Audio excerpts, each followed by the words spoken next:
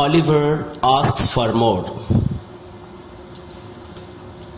This is an extract from the novel Oliver Twist, written by the British novelist Charles Dickens, who was born in 1812 and died in 1870. It is the story of an orphan boy named Oliver who is brought to a children's home. Mr. Bumble walked on with long strides, little Oliver, firmly grasping his gold-laced cuff, trotted beside him. Oliver had not been within the walls of the workhouse a quarter of an hour when Mr. Bumble informed him that the board had said he was to appear before it forthwith. Not having a very clearly defined notion of what a live board was, Oliver was rather astonished by this information and was not quite certain whether he ought to laugh or cry. He had no time to think about the matter. Mr. Bumble asked Oliver to follow him into a large whitewashed room where 8 or 10 fat gentlemen were sitting round a table. At the top of the table, seated in an armchair rather higher than the rest, was particularly a fat gentleman with a very round red face. "Bow to the board," said Bumble. Oliver brushed away 2 or 3 tears that were lingering in his eyes, and seeing no board but the table, bowed to that. "What's your name, boy?" said the gentleman in the high chair. Oliver was frightened at the sight of so many gentlemen, which made him tremble. The beadle gave him a tap on his back with his cane, which made him cry. "Boy," said the gentleman in the high chair, "listen to me. You know, you're an orphan, I suppose?" "What's that, sir?" inquired poor Oliver. "The boy is a fool. I thought he was," said the gentleman in the white waistcoat. "Sss," said the gentleman who had spoken first. You know you've got no father or mother, and that you were brought up by the parish, weren't you?" "Yes, sir," replied Oliver, weeping bitterly. "What are you crying for?" inquired the gentleman in the white waistcoat. "I hope you say your prayers every night," said another gentleman in a gruff voice, "and pray for the people who feed you and take care of you like a Christian." "Yes, sir," stammered the boy. "Well, you have come here to be educated and taught a useful trade," said the red-faced gentleman in the high chair.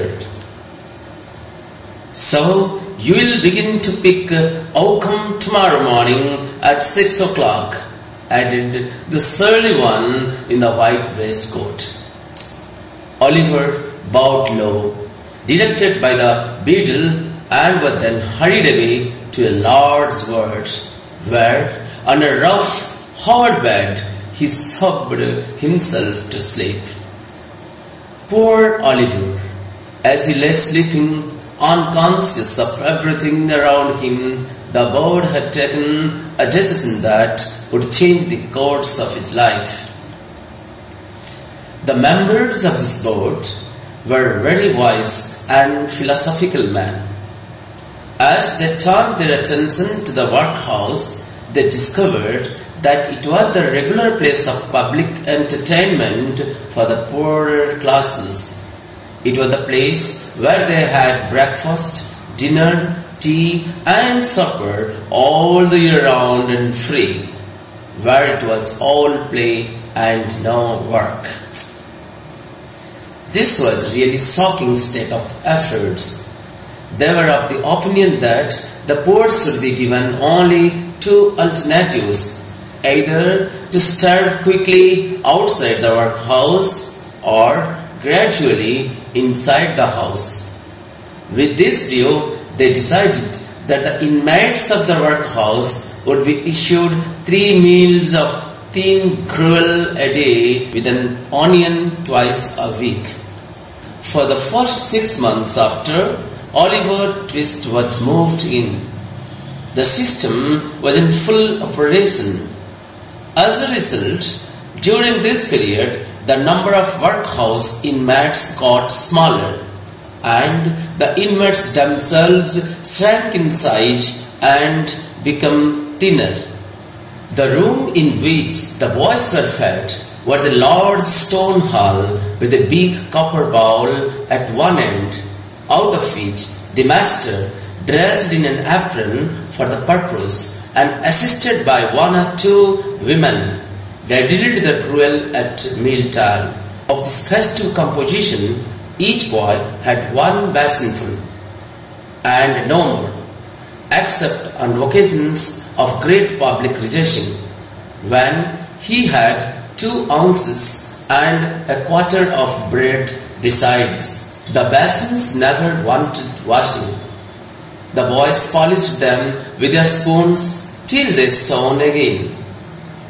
When they had performed this operation, they would sit staring at the copper bowl with such eager eyes as if they could have devoured the big bowl itself and everything in it.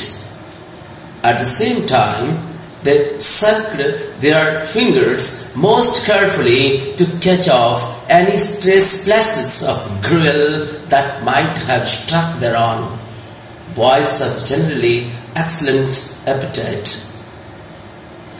Oliver Twist and his companions suffered the tortures of slow starvation for 3 months. At last, they got so voracious and wild with hunger that one boy, who was tall for his age and hadn't been used to that sort of thing, for his father had kept a small cook shop, hinted darkly with his companions that unless he had another basin of gruel per day, he was afraid he might some night happen to eat the boy who slept next to him, who happened to be a weakly youth of tender age. He had a wild, hungry eye, and they believed him. A council was held. Lords were cast who should walk off to the master after supper that evening and ask for more. And it fell to Oliver Twist. The evening arrived. The boys took their places. The master, in his cook's uniform, stationed himself at the copper. His assistants ranged themselves behind him. The gruel was served out. The gruel disappeared. The boys whispered to each other and winked at Oliver, while his next neighbors nudged him. Child as he was desperate with hunger and reckless with his misery. He rose from the table and, advancing to the master, basin and spoon in hand, said, somewhat alarmed at his own courage, "Please, sir, I want some more." The master was a fat, healthy man, but he turned very pale. He gazed in stupefied astonishment on the small rebel for some seconds, and then clung for support to the copper. The assistants were paralyzed with wonder, the boys with fear. "What?" said the master at the length, in a faint voice. "Please, sir," replied Oliver, "I want some more." The master aimed a blow at Oliver's head with the ladle and shrieked aloud for the beetle. The board was sitting in a solemn meeting when Mr. Bamble rushed into the room in a great excitement and, addressing the gentleman in the high chair, Mr. Limpkins, I beg your pardon, sir. Oliver Twist has asked. There was general thought. Horror was depicted on every countenance. Far more, said Mr. Limpkins. Compose yourself, Bamble, and answer me distinctly. Do I understand that he asked for more after he had eaten the supper allotted by the board? He did, sir, replied. That boy will be hung, said the gentleman in the... I know that boy will be hung. Nobody contradicted the prophetic gentleman's opinion.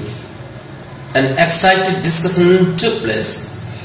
Oliver was ordered into instant confinement, and a bill was next morning on the outside of the gate, offering a reward of £5 to anybody who would take Oliver Twist off the hands of the Paris. In other words, £5 and Oliver Twist were offered to any man who wanted an apprentice to any trade, business, calling.